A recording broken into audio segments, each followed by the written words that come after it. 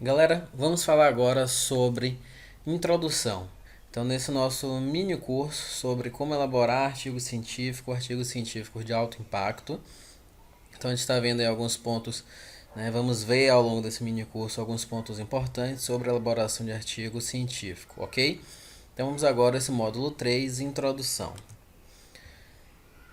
A introdução, ela é a etapa do artigo científico em que o autor lhe mostra o porquê da sua investigação. Então, na introdução, que o pesquisador ele vai fazer com que o seu leitor ele se interesse pela leitura do seu artigo. Então, quando você escreve um artigo científico, você pensa, obviamente, na leitura que esse artigo científico vai ter pelos pesquisadores, por estudantes da área temática que você está trabalhando. E é nesse momento da introdução que você vai mostrar a razão do seu trabalho ter sido produzido, a razão da sua investigação, e você deve mostrar então nesse momento a razão também para o seu leitor ler o seu artigo. Então esse momento de convencimento, esse momento de namoro que você vai ter com o leitor para convencê-lo dele ler o seu artigo e dele fazer o uso então ali do seu trabalho produzido com a escrita desse artigo científico.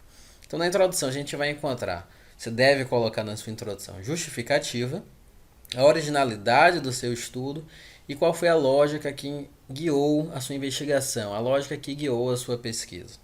Na introdução vamos encontrar e você deve ter na sua estrutura essas três perguntas principais. Então, de que trata o estudo, por que esse estudo foi feito e por que esse estudo ele deve ser publicado. Um outro ponto importante quando você escreve seu artigo é você convencer a revista, é você convencer as pessoas que vão avaliar, os avaliadores da revista, a publicar o seu artigo científico. Então, daí a importância dessa terceira pergunta, por que esse artigo ele deve ser publicado. Quando pensamos do que o estudo trata, então a gente vai mostrar porque que a pesquisa ela foi feita em bases sólidas. Quais são as bases sólidas para a sua pesquisa? A sua referência bibliográfica. Por mais que você tenha feito um estudo exploratório, por mais que você tenha ido para campo, que você tenha investigado, você tenha coletado dados, a sua referência bibliográfica ela vai ser importante para dar base para o seu artigo, para dar base para o seu estudo. Então é necessário que você mostre o estado da arte, ou seja, o que é que se sabe sobre esse assunto nesse momento do tempo. E o que se sabe sobre o assunto nesse momento do tempo é o que você vai conversar, você vai articular com a sua pesquisa, com o que você vai trazer de novo e com os dados que você encontrou então com o seu estudo. Para um artigo original, obviamente você vai ter um menor número de citações, especialmente na introdução. Menor número de citações que a gente quer dizer no sentido de um artigo de revisão bibliográfica. Então, o artigo original vai ter um menor número de citações, já que o artigo de revisão bibliográfica, obviamente, ele vai citar muitas citações para mostrar o estado da arte sobre esse assunto nesse momento. E um bom critério que você deve ter para a escolha de artigos é procurar pesquisar artigo de relevância, artigo de acessibilidade e artigos atuais. Né? Claro, pode ser que nós tenhamos artigos históricos sobre uma determinada temática que ele poderá ser utilizado, mas de um modo geral é importante que você pesquise artigos atuais para mostrar o que você sabe sobre aquele assunto e mostrar tanto ao seu leitor quanto aos revisores das revistas científicas que você está a par do que é produzido nesse momento nessa área temática que você pretende escrever. Quando pensamos aí no modelo, no formato da introdução, vamos pensar em três dimensões da introdução. Nessas três dimensões, vamos analisar e vamos colocar como cada uma dessas dimensões. A informação, o fluxo e as citações. Então é dentro dessas três dimensões que vamos trabalhar para que vocês possam compreender como devemos fazer então a construção da introdução para o artigo científico. Dentro da informação. Dentro dessa primeira dimensão da informação, é o momento em que primeiramente você vai fazer a contextualização. Ou seja, o autor ele apresenta a grande área da pesquisa, ele vai familiarizar o autor, ele vai familiarizar o leitor, perdão. Então pense o seguinte, sobre qual área temática é que eu estou trabalhando? Estou trabalhando sobre saúde coletiva, sobre saúde do trabalhador, sobre enfermagem. Eu estou trabalhando com pesquisas médicas, na área de educação, na área química, enfim. Essa grande área é que ela vai ser mostrada então logo na contextualização da sua pesquisa, na contextualização do seu estudo, familiarizando o seu leitor. O segundo ponto é o gap, ou seja, as lacunas. É dentro das lacunas que as pesquisas elas terão a sua originalidade. Então a lacuna é aquilo que ainda não foi produzido ou aquilo que ainda precisa ser melhorado. No geral, a justificativa para o seu estudo ele vai se embasar exatamente na lacuna.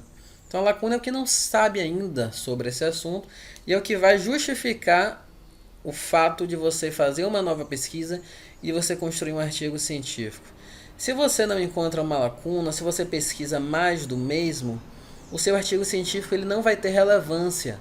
Talvez o seu leitor ele não se interesse pela leitura do seu artigo e talvez o revisor da revista científica ele não se interesse pela publicação do seu artigo, já que você vai estar falando de coisas que já se sabem, de coisas que já foram muito produzidas e muito trabalhadas. Daí a importância da gente escrever sobre lacunas, sobre coisas que ainda não se sabem, para garantir então que o nosso estudo ele seja novo, ele seja original. Terceiro ponto dentro de informação é apresentar o estado da arte. O estado da arte é esse momento, essa é a parte em que vai apresentar a fronteira do conhecimento, ou seja, o que já existe de mais avançado na área que você está pesquisando.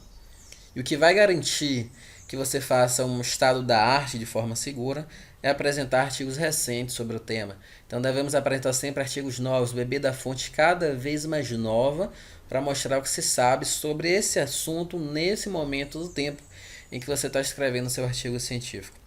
E o quarto ponto dentro de informação é você apresentar os propósitos do seu trabalho. Um exemplo de como isso pode ser escrito dentro da sua introdução é: objetivos do trabalho, neste estudo, e aí então você vai apresentar os propósitos do seu trabalho, vai mostrar por que é que seu trabalho ele foi construído, por que é que seu artigo científico ele foi escrito. Segundo ponto, segunda dimensão, fluxo. Então deve ficar bem claro para o leitor o fluxo das ideias, como as ideias transitam, como as ideias vão transitar dentro do seu artigo e como elas estão transitando então dentro da sua introdução, dos aspectos mais gerais para os aspectos mais específicos. Então vamos pensar exatamente nesse formato de um triângulo invertido. Então você vai passar do aspecto mais geral para o aspecto mais específico e você vai passar do seu campo geral para o seu trabalho. Daí então você vai contextualizar, você vai mostrar pesquisas anteriores e você vai mostrar os propósitos do seu estudo. Vamos supor que o meu tema amplo, que o meu tema geral, que o meu campo de pesquisa seja saúde do trabalhador, seja saúde do enfermeiro e que o meu trabalho ele vai abordar a qualidade de vida do enfermeiro. Então eu vou sair do geral para o específico, eu vou sair do campo geral para o meu trabalho, eu vou contextualizar, eu vou mostrar pesquisas anteriores, vou mostrar embasamento teórico sobre esse assunto e vou mostrar então os propósitos do meu estudo. Fazendo isso, vamos fazer um afunilamento das ideias, um afunilamento do fluxo de ideias, deixando sempre um movimento claro. Seu leitor ele não pode ficar confuso na sua introdução. Lembrem que a introdução é uma parte extremamente importante, porque é na introdução que você vai convencer o seu leitor a fazer a leitura do seu artigo, e por isso então esse movimento, esse fluxo de ideias, ele deve ficar escrito de forma simples e deve ser de forma clara, deve ser um movimento claro para o seu leitor. Um ponto importante desse momento são as citações. As citações elas não são uma simples seleção de artigos. Para a gente fazer a citação, temos aí algumas dicas. Primeiro, o cuidado com plágio e autoplágio. Então, quando você cita, você deve mostrar ideias. Por isso que a citação a gente mostra aí, olha, citação é de onde vieram as ideias e não de onde veio o texto. Então você lê o artigo original, compreende a ideia, entende a ideia, passa essa ideia nas suas palavras para o seu artigo e cita. Uma exceção são as citações diretas, que aí você vai copiar ipsiliter o que aquele autor primário escreveu. Porém, a citação direta ela deve ser utilizada em alguns momentos, em alguns pontos pode ser importante, você pode querer destacar uma determinada ideia, algum trecho principal, daí você vai fazer uma citação direta, mas seu artigo ele não vai ter sempre citações diretas.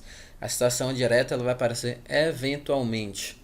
No geral, seu artigo ele vai apresentar citações indiretas em que se vai apresentar ideias e não texto. O autoplágio também é um outro perigo. Cada artigo que é produzido, cada artigo que é publicado, pense assim, é como se ele tivesse sido publicado por um autor distinto.